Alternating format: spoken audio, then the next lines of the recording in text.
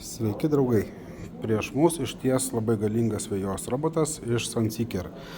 Šita naujiena prekyboje bus už mėnesio 2, bet trumpai glaustai apie jį aš jums šiek tiek papasakosiu. Tai yra 4 ratais varomas vejos robotas, bet to jis priešingai nuo kitų gamintojų turi ratus ir vairuojimus.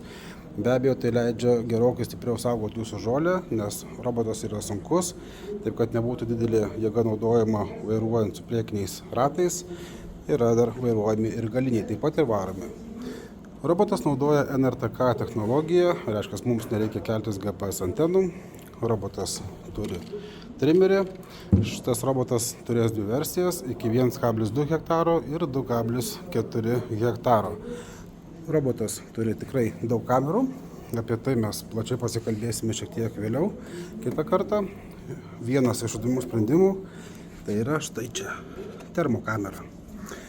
2 pjovimo diskai plus trimeris, didelis, galingas robotas, iš tiesų surinktas įspūdingai tvirtai, turi jau ne imitaciją, o tikrai amortizuojančius priekinius ratus, pakaba yra laisva. Taip pat surinkimas visos sistemos yra įspūdingas. Taip kad jeigu bus įdomu, sekite mūsų kanalą, eigoje mes apie jį papasakosim gerokai plačiau. Taip pat ir apie trimerį.